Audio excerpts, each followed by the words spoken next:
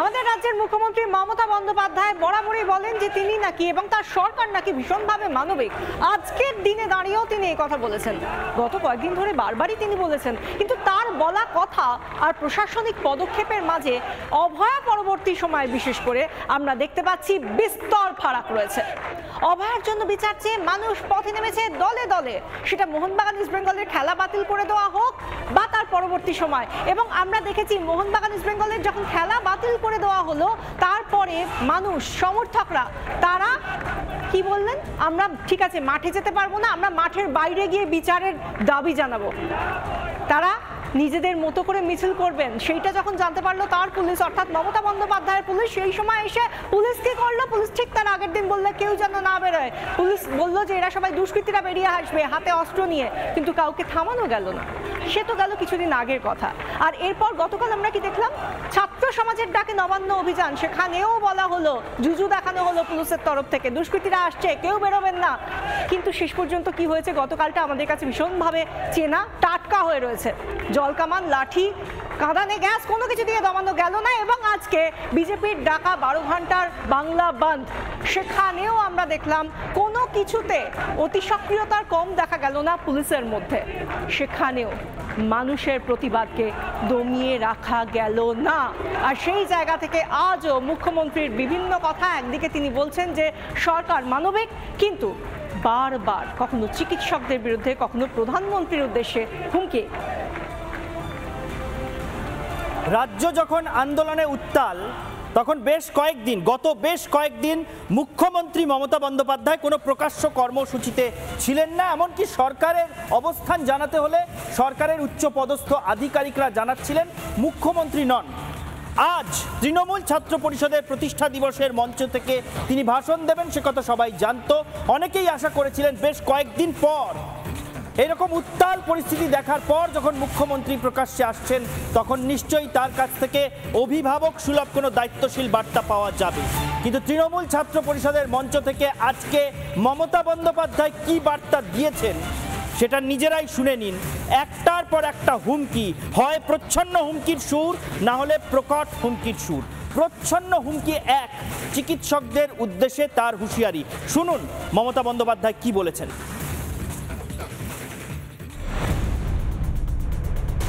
আমি আজকে মিটিং করছি, আজ পর্যন্ত বলছি আমরা কোনো ব্যবস্থা নিইনি। আপনারা আন্দোলন করেছেন, আমি কোনো ব্যবস্থা আপনাদের বিরুদ্ধে নেব না। কারণ আমি যেহেতু মনে করি আপনাদের দুঃখ থাকতে পারে, অভিমান থাকতে পারে, ক্ষোভ থাকতে পারে, আপনারা বিচার চাইছেন। সুপ্রিম কোর্ট কিন্তু সেদিন বলেছিলেন, এরপর থেকে স্টেট গভর্নমেন্টকে পাওয়ার দেওয়া হলো টু টেক অ্যাকশন। আমি অ্যাকশন নিতে চাই না, তার কারণ আমি চাই ওরা ভালো করে পড়াশুনো করুক। আমি যদি কারোর বিরুদ্ধে এফআইআর করি তার ভবিষ্যৎটা নষ্ট হয়ে যাবে, সে আর কোথাও চান্স পাবে না, পাসপোর্ট পাবে না, ভিসা পাবে না। আমি যদি কারোর বিরুদ্ধে লিগালি অ্যাকশন নিই সে বিচার পাবে না, সে মনে রাখবেন তার জীবনটা পুরো নষ্ট হয়ে যাবে। আমরা সেটা চাই না। শুনলেন, আমি যদি কারো বিরুদ্ধে অ্যাকশন নিই অমুক হবে, আমি যদি কারো বিরুদ্ধে এফআইআর করি অমুক হবে, আমি যদি কারো বিরুদ্ধে লিগ্যাল অ্যাকশন নিই তমুক হবে। মুখ্যমন্ত্রীর ভাষা এই পরিস্থিতিতে দাঁড়িয়ে এখানেই শেষ নয়, পরবর্তী প্রচ্ছন্ন হুমকিটা শুনুন। এটা রাজনৈতিক প্রতিপক্ষের উদ্দেশ্যে কি বলছে শুনুন।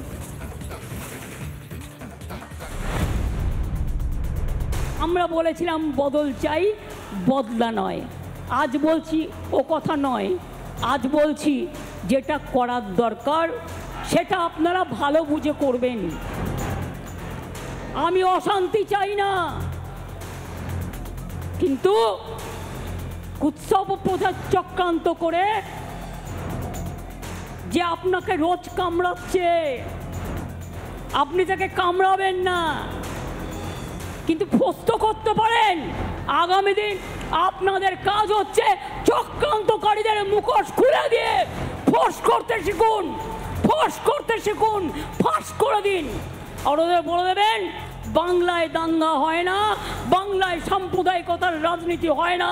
মনে রাখবেন বিজেপির সাথে মিলিয়ে গিয়ে পুলিশকে পেটালে আপনাকেও কিন্তু কেউ গায়ে হাত দিতে পারে, সেটা যেন না হয়।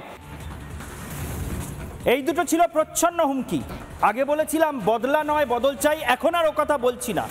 মানে কি বলছেন গোটা কর্মীদের মধ্যে বার্তা দিয়ে দিলেন। এবার শুনুন প্রকাশ্য হুমকি, সেটা দেশের প্রধানমন্ত্রীর নাম করে এবং প্রায় দেশ জ্বালানোর হুমকি। কি বলছেন মুখ্যমন্ত্রী পদে থাকা একজন, শুনুন।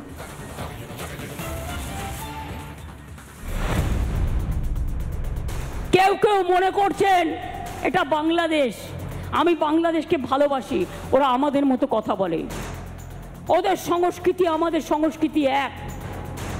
কিন্তু মনে রাখবেন বাংলাদেশ একটা আলাদা রাষ্ট্র, ভারতবর্ষ একটা আলাদা রাষ্ট্র। মোদিবাবু আপনার পার্টিকে দিয়ে আগুন লাগাচ্ছেন, মনে রাখবেন বাংলায় যদি আগুন লাগান আসামও থেমে থাকবে না, নর্থ ইস্টও থেমে থাকবে না, উত্তরপ্রদেশও থেমে থাকবে না, বিহারও থেমে থাকবে না, ঝাড়খণ্ড থেমে থাকবে না, উড়িষ্যাও থেমে থাকবে না, আর দিল্লিও থেমে থাকবে না। আপনার চেয়ারটা আমরা টলমলো করে দেব। মুখ্যমন্ত্রী পদে থাকা মমতা বন্দ্যোপাধ্যায়ের মন্তব্যটা শুনলেন। প্রথমে বাংলাদেশের কথা টানলেন, বাংলাদেশের রেফারেন্স টানলেন, তারপরে বললেন যে এখানে যদি আগুন জ্বলে তাহলে নর্থ ইস্টও থেমে থাকবে না, আসামও থেমে থাকবে না, মানে সব জায়গায় আগুন জ্বলবে। ঠিক একই কথা বাংলাদেশের বুকে শোনা যাচ্ছে বারবার। সেখানে বারবার শোনা যাচ্ছে যে বাংলাদেশে যদি বন্যা হয় তাহলে নর্থ ইস্ট থাকবে না, ভারতের সেভেন সিস্টার্স থাকবে না।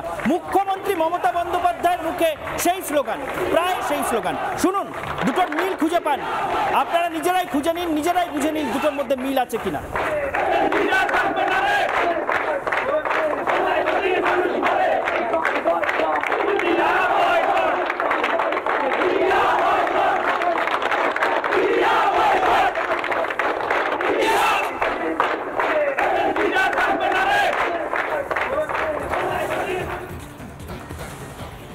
মমতা বন্দ্যোপাধ্যায় যিনি বারবার বলেন যে তিনি নাকি ভীষণ মানবিক, তার সরকারও সেরকম মামাটি মানুষের সরকার, কিন্তু কোথায় এই যে তিনি একসময় নরম কথা বলছেন আর তারপরেই আস্তে আস্তে যখন গরম কথাগুলো বলছেন তখন উত্তেজনার পারদ একটা জায়গায় গিয়ে এতটাই তুঙ্গে উঠে যাচ্ছে যে আমরা ভাবতে বাধ্য হচ্ছি তিনি কেন এরকম প্রচ্ছন্ন হুমকি দিচ্ছেন, কাকে হুমকি দিচ্ছেন। দেশের একজন অঙ্গরাজ্যের মুখ্যমন্ত্রী তিনি এভাবে দেশের প্রধানমন্ত্রী সমেত অন্যান্য রাজ্য অঙ্গরাজ্য সেই সমস্ত বিষয়গুলোকে এক করে আজকে যেখানে একটা এইরকম পরিস্থিতি অভয়া পরবর্তী সময়, সেই জায়গায় কোথাও গিয়ে তার বিচারের দাবি তিনি করছেন না, তিনি গিয়ে কোথাও নিজের গদি বাঁচানোর চেষ্টা করছেন কি, সেই প্রশ্নটাও তো সামনে উঠে আসছে।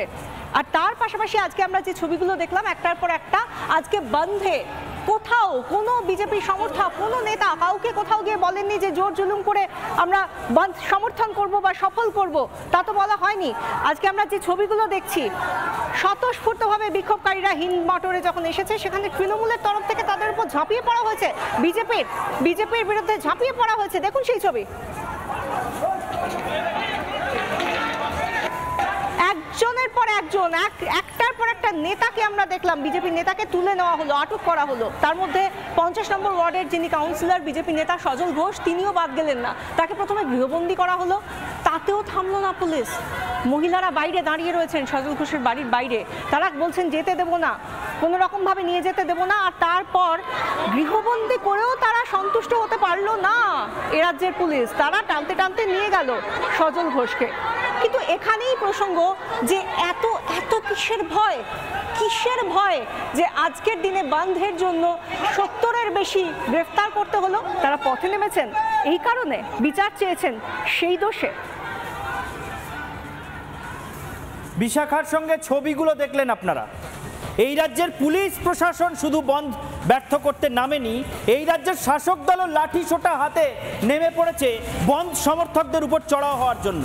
যেন যৌথ বাহিনী, পুলিশ আর তৃণমূলের যৌথ বাহিনী নেমেছে রাস্তায়, পুলিশ আর তৃণমূলের যৌথ বাহিনী রাস্তায় নেমেছে বন্ধ ব্যর্থ করতে।